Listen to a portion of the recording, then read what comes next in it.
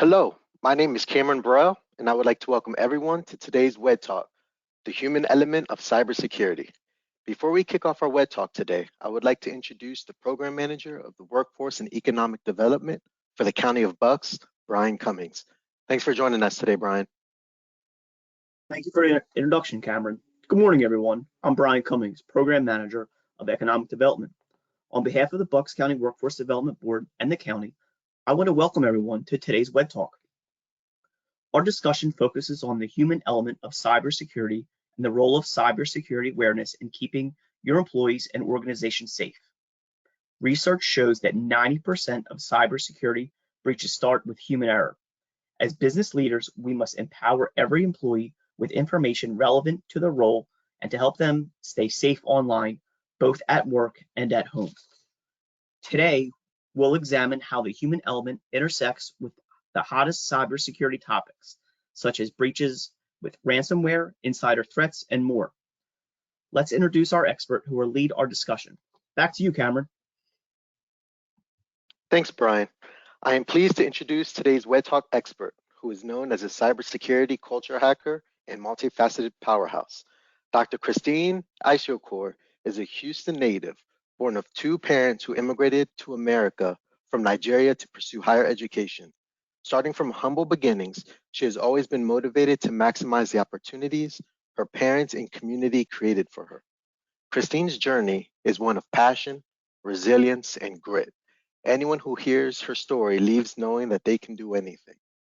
In 2016, Christine completed a PhD in security engineering at the University of Colorado at 27 years old, making her the youngest student and first African-American woman to do so. Christine is the founder and CEO of Cyber Pop-Up, a platform connecting the world's most vulnerable businesses to on-demand cybersecurity services. She contributes to numerous industry journals and presents at international conferences from South Korea to Italy. Christine's rapid growth within IT landed her a spot on Chicago businesses Crain's Tech 50 list, a roster of influencers and names to know in the Chicago technology scene. She was also featured on the Crain's 20 in their 20s list. Welcome to WED Talks, Christine. Hi, thank you so much for the warm introduction, and thank you so much for having me. I am super excited to be here and cover this topic with you all. So we're going to jump right in. So we're here to talk about the mastering of the human element of cybersecurity, which is such an important topic today. I'm going to start out with a very quick story. I'm going to take you back a couple of years earlier in my career when I first realized just how critical and just how important this topic was. So at the time I was very early in my career, an intern.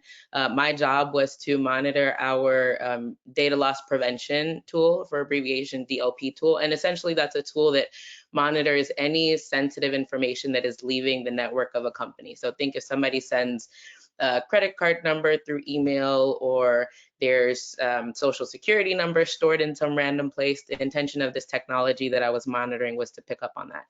And so one day, as I'm monitoring this tool, I get this alert. And it's telling me that basically there's this file from a senior leader in the company who is sending this file to their personal email every week. And it keeps triggering over and over again that there's all of this sensitive information in this file. And there were so many alerts on this that I could not ignore it. And so I had to, look into this and figure out, like, okay, what's going on? What is this person doing? And so I started investigating. And what I found was astonishing.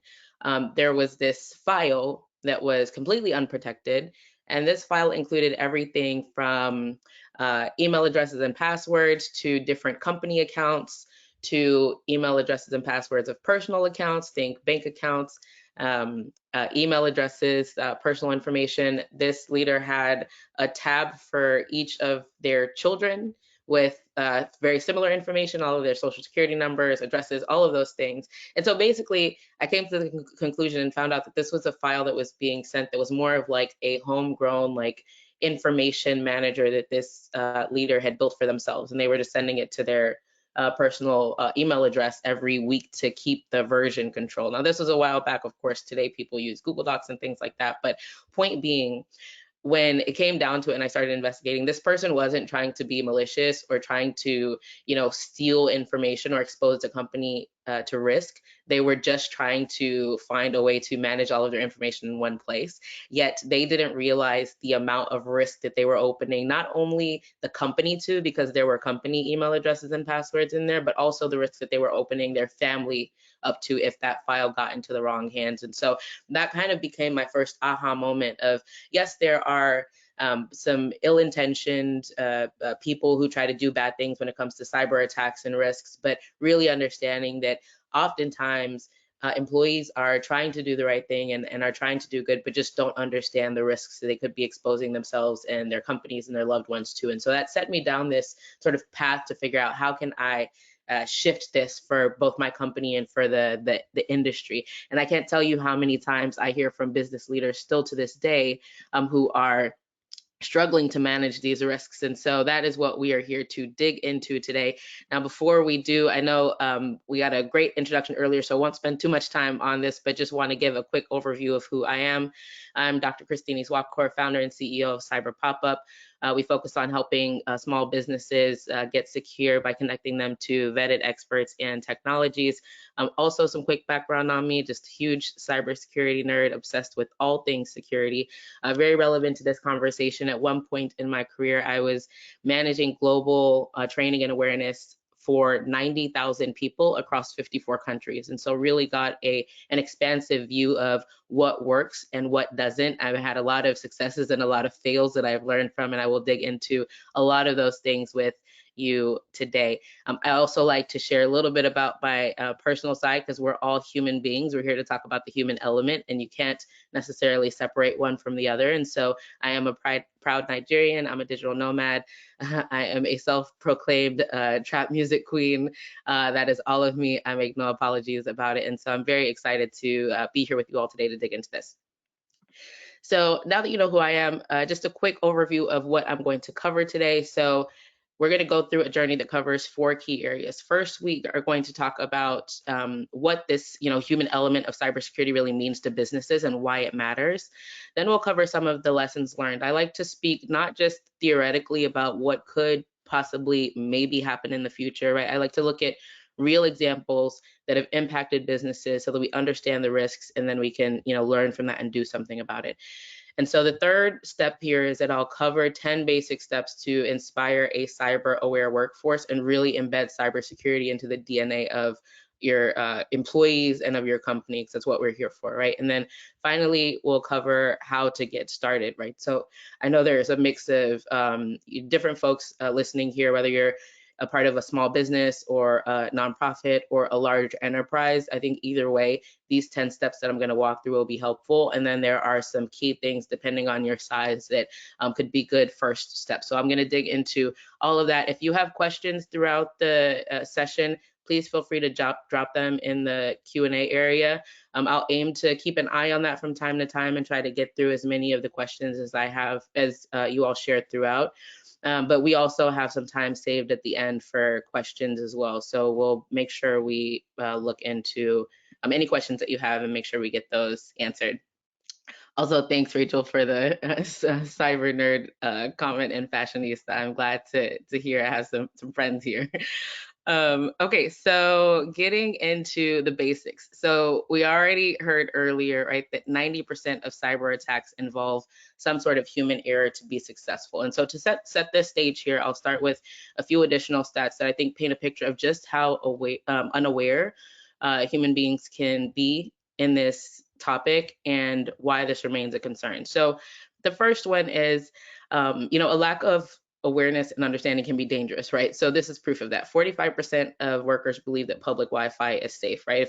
If we know anything about the risks of public Wi-Fi and different, technologies like this, we know that couldn't be further from the truth, right? So when you think about attackers who set up rogue Wi-Fi access points, right, where they set up a fake router or a fake access point that looks like it's legitimate. And I've done this in an educational way in the past, and it is very effective. I mean, the amount of people, if you go to local coffee shop, right, and set up a quick rogue access point that is labeled very similar to the name there, people will connect to it, and you'll be able to, see their traffic and do all kinds of different things there. And so we know that this is not 100% safe, and that you have to be very alert and use your VPNs or whatever you're doing on public Wi-Fi. Yet almost half of people have this misconception that it is safe to use. And so that's one example. Another stat, 50% of workers share access to employee-issued or employer-issued devices with their family and friends.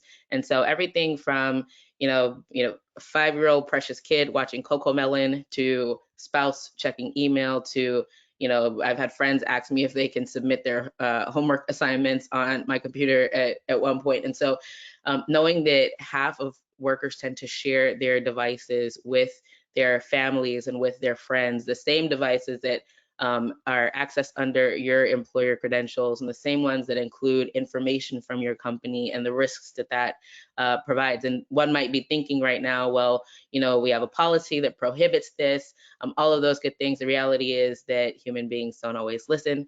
And that is evident from another stat that I saw, where about 60% of organizations say that employees ignore all of the cybersecurity guidelines that they give. And so we know that even when we have good intentions and set some of these parameters, if people aren't listening to them and people aren't receptive to it, then it means absolutely nothing.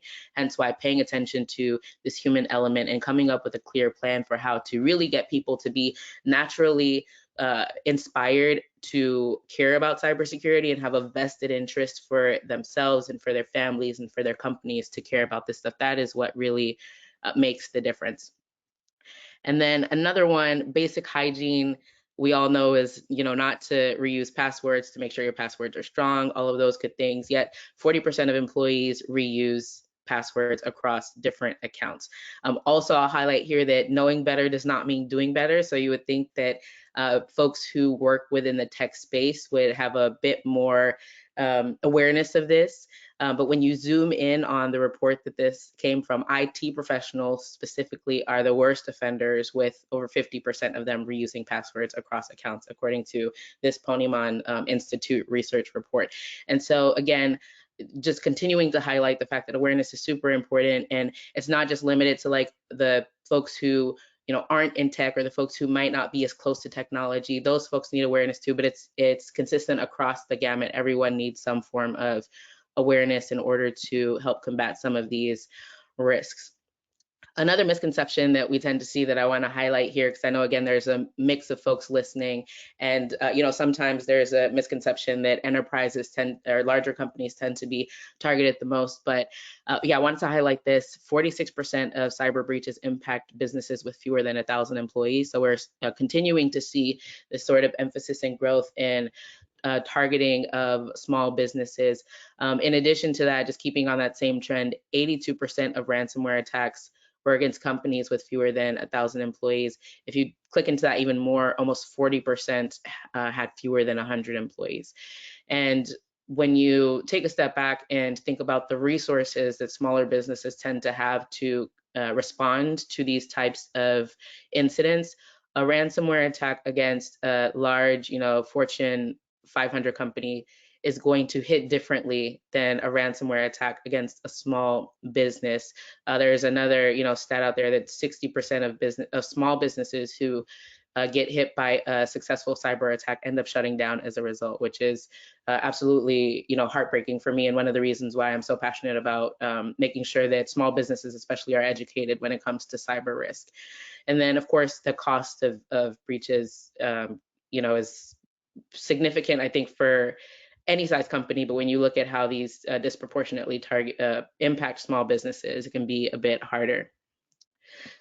The last sort of trend and myth that I want to cover is that we've seen from some of these stats that I've mentioned and some of the behaviors of employees that I've mentioned in the past, there's an apparent disconnect between what human beings should be doing and what they are doing. But it's not just one-sided on like the employees. There's also, I've seen from countless experiences and conversations, a disconnect sometimes between what businesses are focusing on and what is required when it comes to managing this human risk. And so I like to position this as some myth busting real quick. And so one of the most common myths that I hear is, we have layers of technology, we have cyber insurance, so that we're managing our risk, and so we're really covered. And so I see quite a few people continue to throw technology solutions at the cybersecurity issues that we see, which I'm not saying that technology is not important. Of course, technology is absolutely critical in defending against cyber attacks, but using a technology only solution and relying only on cyber insurance is of course not the answer, because the reality is that human beings in a matter of seconds can negate any value that technology provides if they're not aware of the risks, right? It's like you add in layers of password controls and password requirements, right? But if your employees are very openly going out and sharing their passwords with other folks, again, oftentimes just so that they can do their jobs well.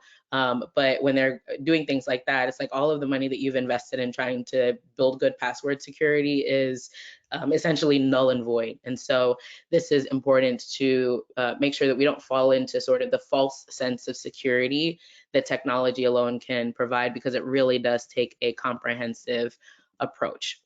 So now I'm going to shift gears a bit and get into some of the real examples and lessons learned that we can take from the last couple of years and months in what has been a very eventful cyber attack and cyber risk landscape, especially with the involvement of the human element.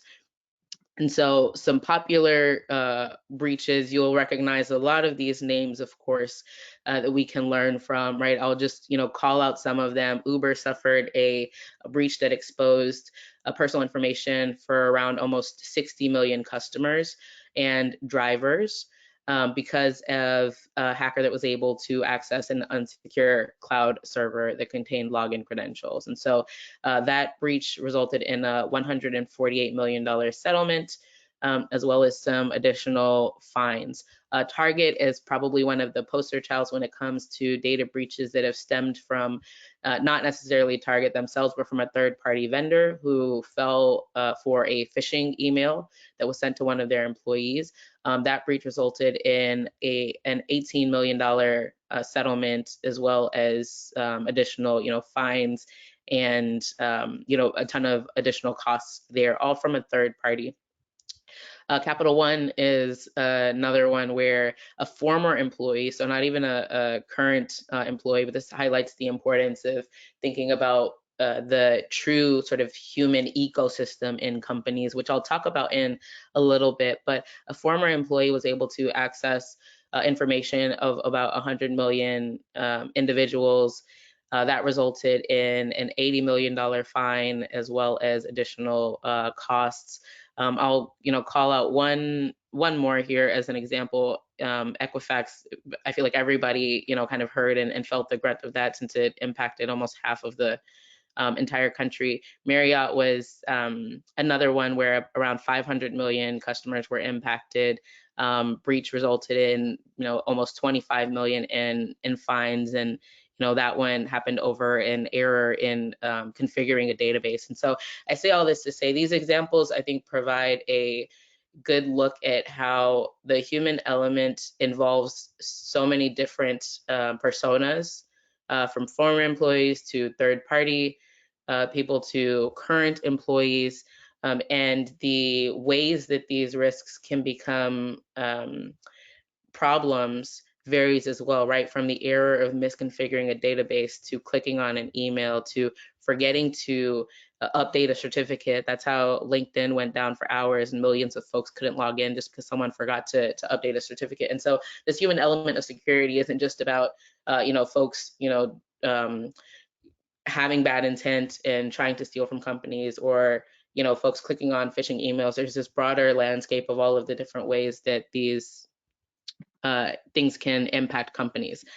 I also want to touch on the smaller ones, right? So a lot of the names that I mentioned on the prior slide were large companies and household names that you recognize. You might recognize some of these names as well, but want to just highlight again that this is not just impacting large enterprises, this is impacting small businesses as well. All of these companies have, I believe, less than 200 employees, some of them even on the lower end. And in this case, they're also facing the same risks. So Del Rio hacker compromised their systems using social engineering, and funds that were intended to pay for 3 bonds ended up going to a fraudulent account, and they were able to steal $2 million, right? So to a larger company on the prior slide, $2 million is a lot of money, but might not, hurt them. For a smaller business, $2 million makes a very huge difference. And so that's one example. Another one, GS&M, is a small law firm that serves, celebrity clients, athletes, performers. They got hit with ransomware that also ended up exposing legal documents to some of its high-profile clientele, including people like Lady Gaga.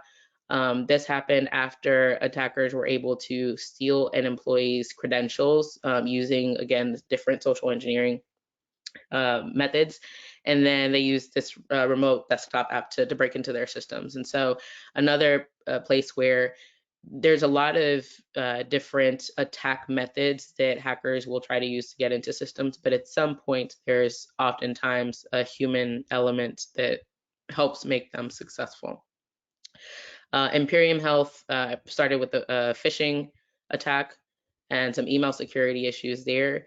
Patco Construction was another one where there was an error in how devices were configured. And so I know I've shared a lot of examples here, but again, just want to paint the picture of the true broad scope of both company sizes as well as attack vectors, as well as industries that this impacts, right? We've talked about banking, we've talked about healthcare, we've talked about legal, we've talked about construction.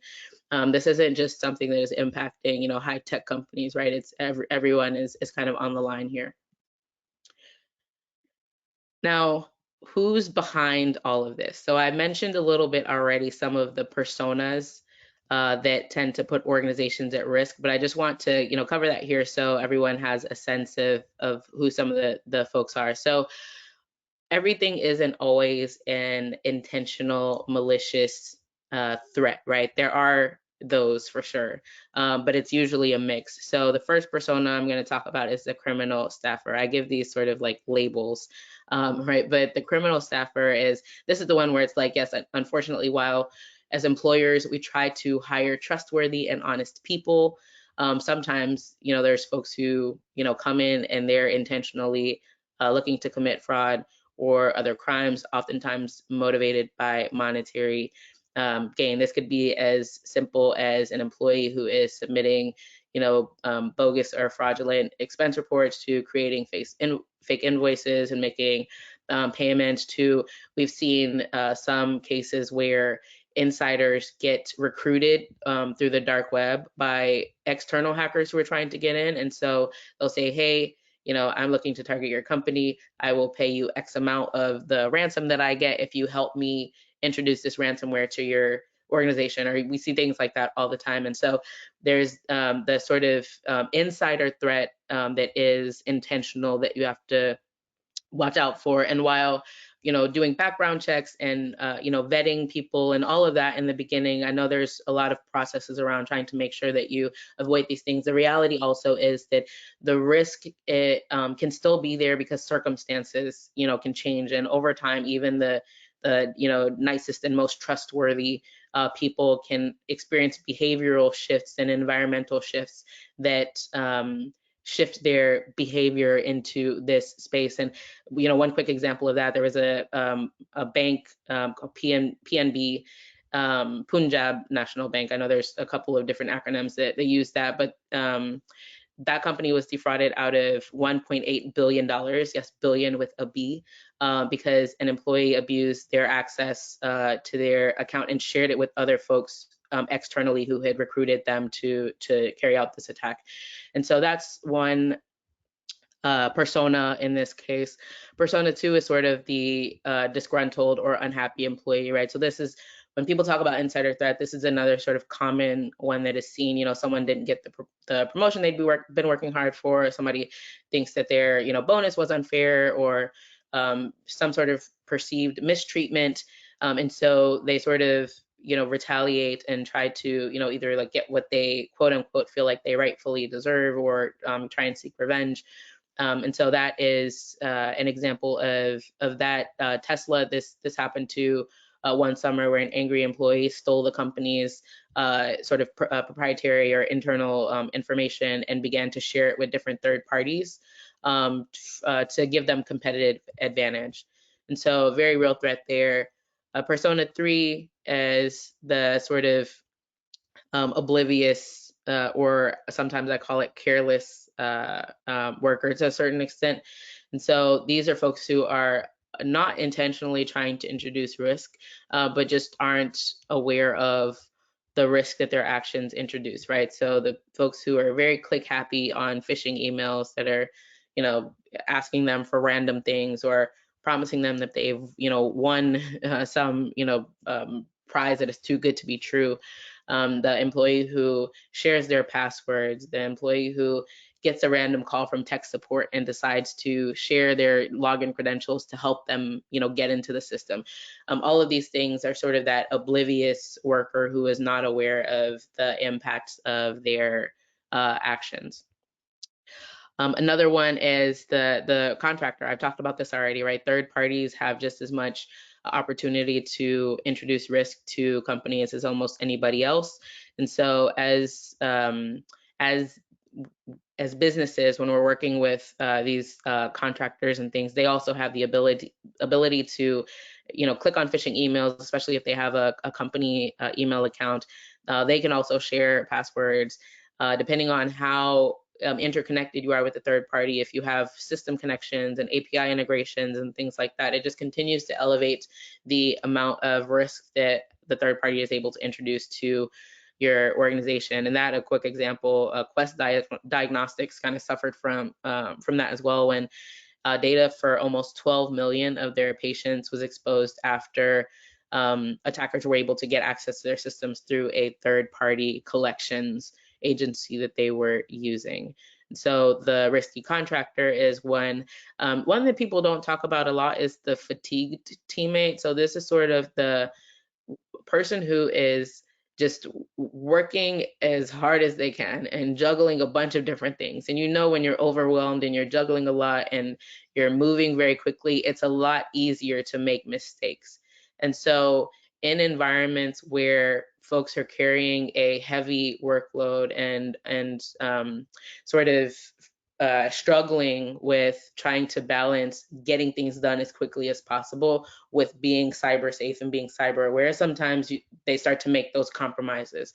And again, it's not intentional, right? But it's something that as employers, we have to pay attention to.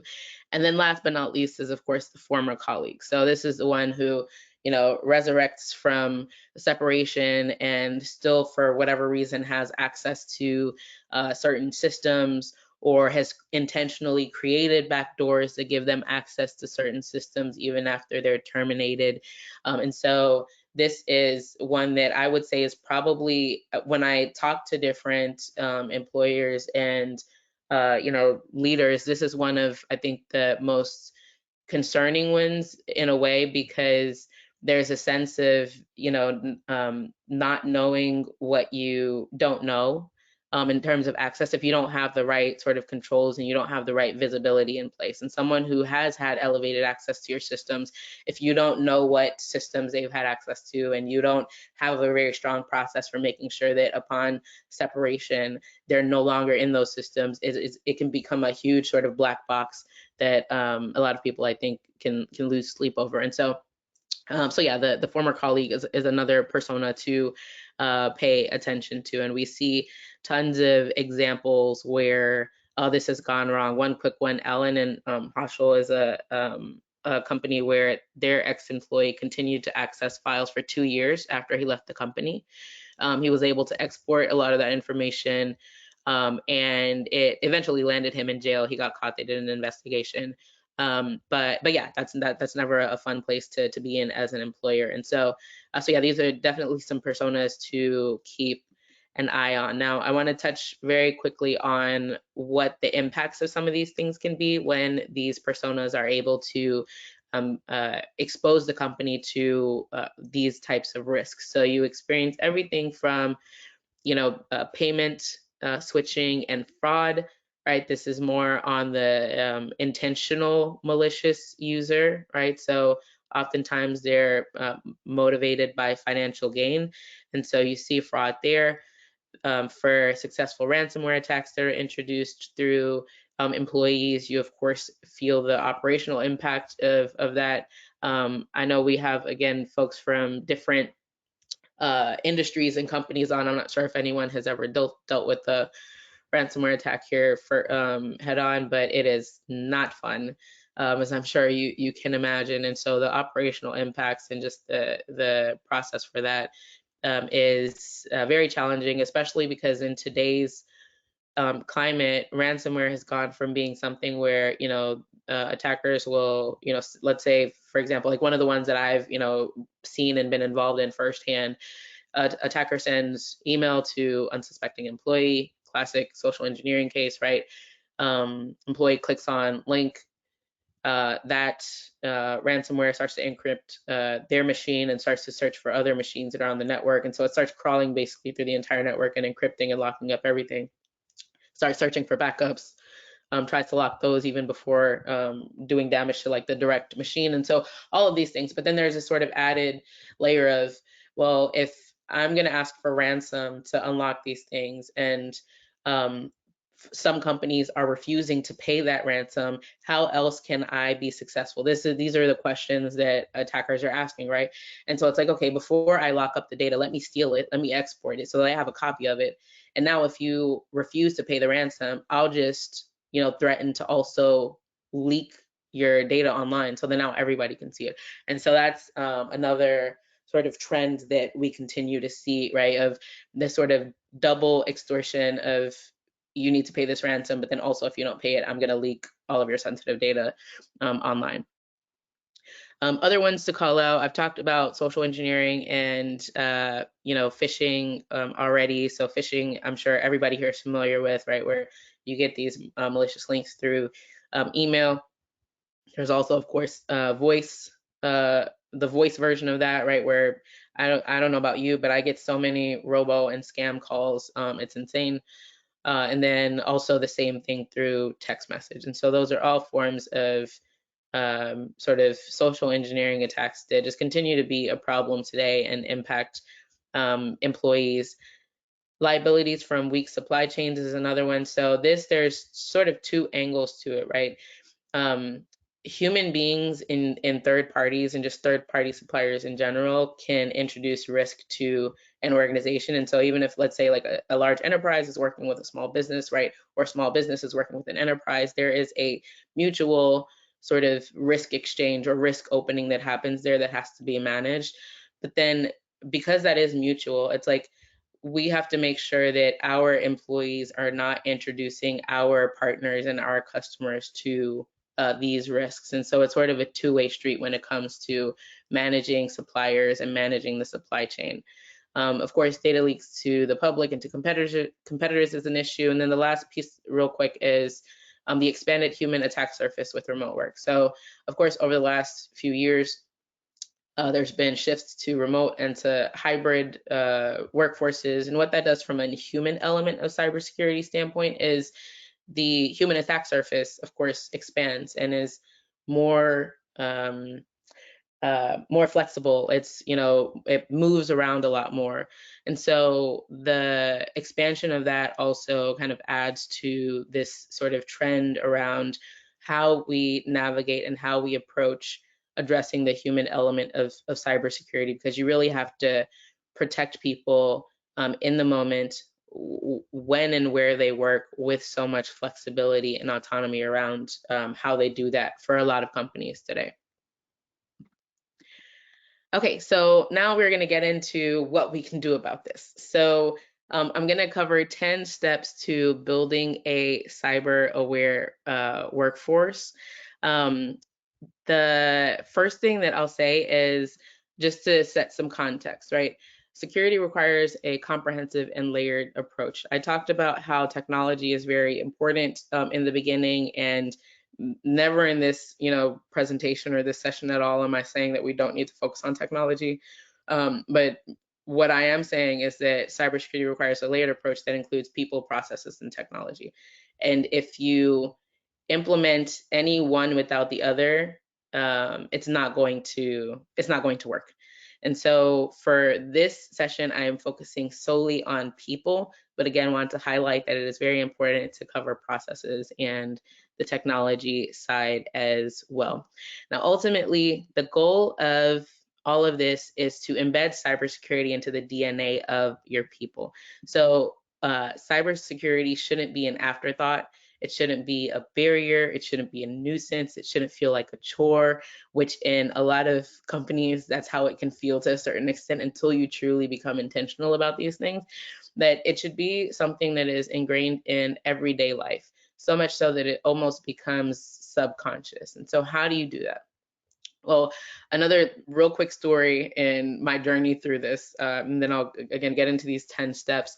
Years ago, I still remember when I first started this role where I was tasked with embedding cybersecurity into the DNA of a global company. And I remember I set up my first sort of awareness event at our corporate headquarters. The event was supposed to start, let's say, at 11 a.m. on a Monday. Okay, and so I'm very excited. I've worked with our security officer to our chief information security officer to set all of this stuff up. We have all of these cool giveaways. We have snacks, and anytime you put snacks at an event, you hope people show up, right? And so there are snacks, drinks, there's all kinds of giveaways, all of these things. And I'm really excited to have this first cybersecurity awareness event. And so I arrive at the room, about 30 minutes early to set up all of this stuff. We have about 150 chairs lined up for people. I have my podium at the front. My presentation is ready. Again, really excited.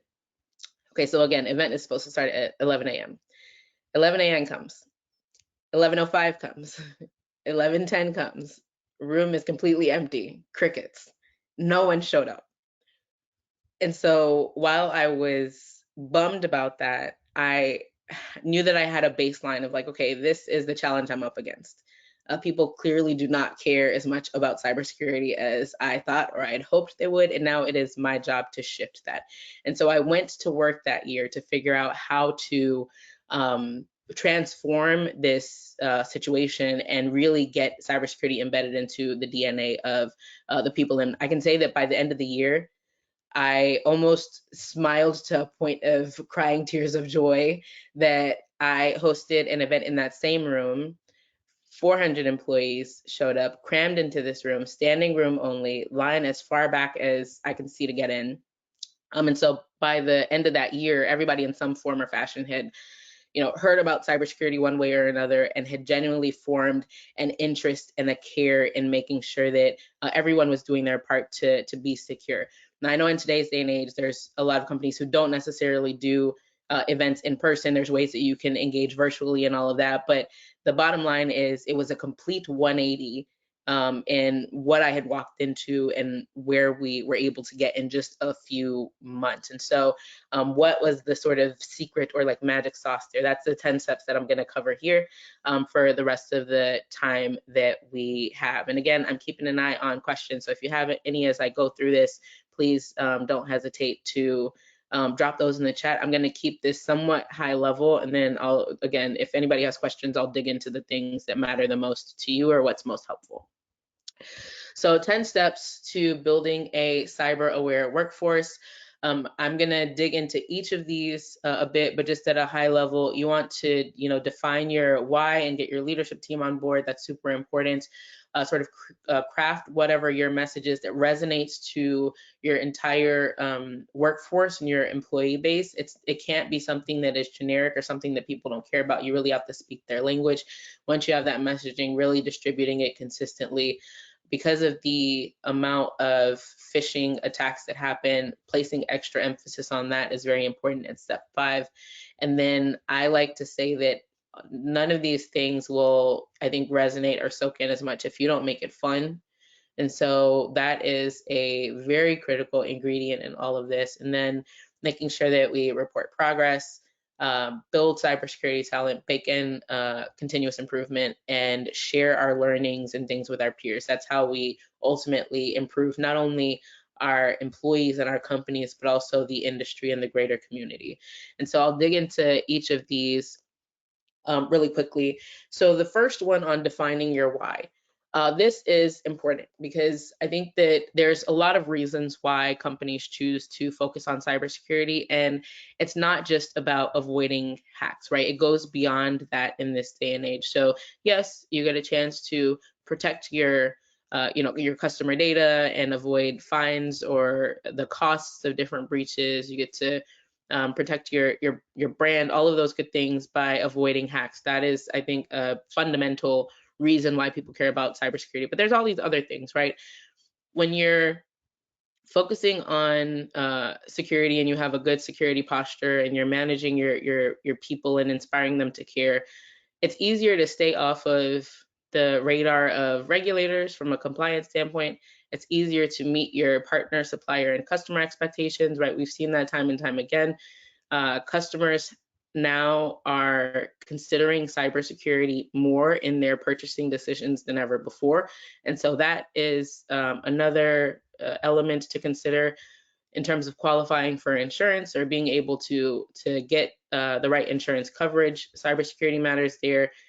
Innovating and growing the business. So as the demand for cybersecurity grows with new technology and things like that, companies who aren't prioritizing this holistically, including the human element, can fall behind the innovation curve. And then simply, it's the right thing to do, right? A company that doesn't prioritize cybersecurity and protecting their employees and their customers in today's day and age, to a certain extent, can be seen as negligent and not caring as much. And so these are just examples of some of, I think, the biggest reasons why companies care. But I think it's up to each business to really sit down and determine, like, what are the core, if you had to pick, your top 2 things off of this list, why do you care most? And really start to crystallize that. And then the other piece is wrapping in. This is still a part of step 1 in defining your why, but really wrapping in, it's not just about the business case, it's also about the human being. It's about protecting lives too. So as you educate people on cybersecurity, and as you improve these things, paying attention to how it impacts employees at home, how it impacts employees being able to protect their families, their friends, protect themselves while they travel, protect their identities, protect their retirement funds. There's all kinds of impacts that this can have. And so being able to really tie it back to home and tie it back to the personal life is absolutely important. The second step is then, again, getting the stakeholders and leadership team on board. So of course, culture starts from the top. And so you want to make sure that your internal leadership team aligns on the role that cybersecurity plays in your business's success and the ideal culture that you want to set. And then at the same time, if there's the board, investors, any of those sort of external stakeholders, you want to make sure that you have this information to them, because again, depending on your size and where you are in your journey, as you start thinking about things like budget for addressing this element of security or increasing budget for addressing new risks in this space, it's always good to have your stakeholders and leadership team sort of involved in that ongoing process, so then you're not trying to build a case from scratch for them after you've already done a lot of this work. The third step is crafting your cybersecurity message and framework. So I like to look at this as like you need a tagline or a message that resonates with everybody in the company. And so these are 2 very like polar opposite examples, but I share these to say that like it really does depend on the company and what you prefer. So on the left-hand side here, it's, get secure, save a life, right? So this is a hospital network that genuinely believes that without having human beings prioritize cybersecurity, you put lives at risk, right? And so in this case, that is their tagline, and it resonates with their employees. It resonates with their doctors, their nurses, their marketing folks. It resonates with people across the board.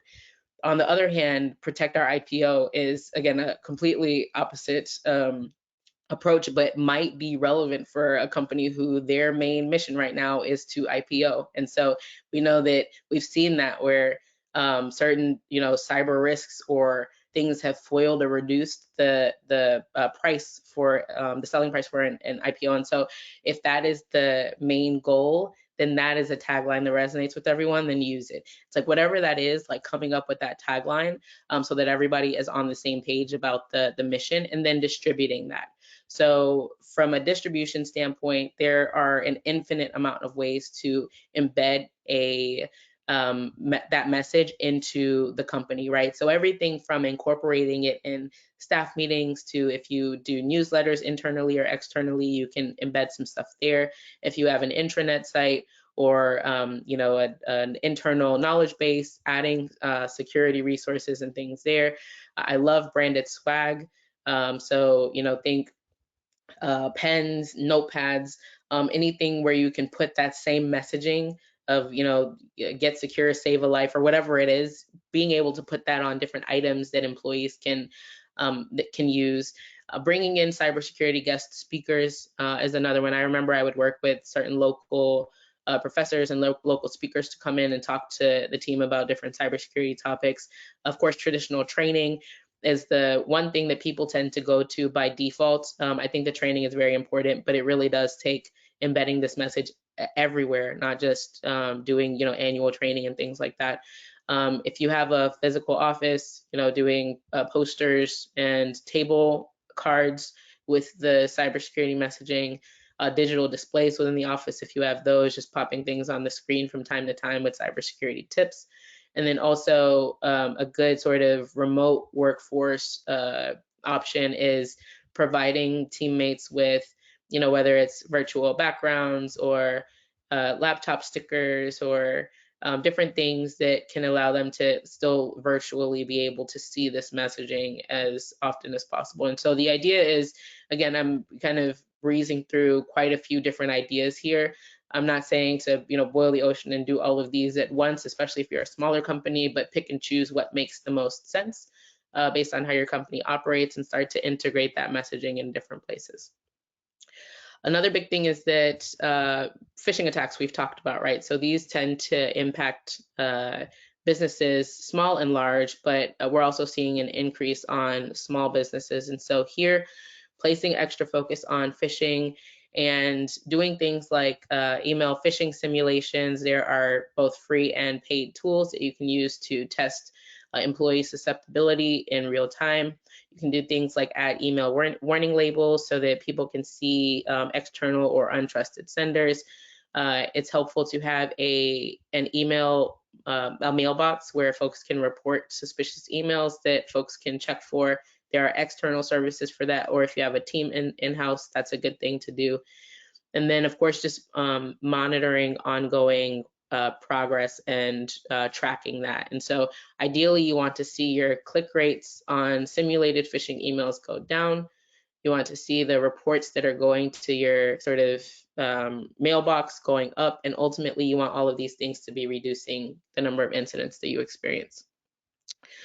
Adding fun and rewards is another one, just based on the amount of time we have. I'm not going to dig into every single one of these, but to call out a few that were most impactful from my experience are, one, if you are doing sort of phishing simulations or trainings or anything like that, having leaderboards that show who's performing the best and making it sort of friendly competition always helps.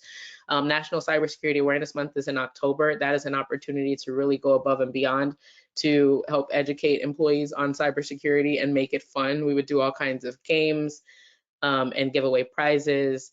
Another last one that I'll call out that was very impactful was when we saw employees who were really going above and beyond to support cybersecurity or were truly becoming cybersecurity advocates.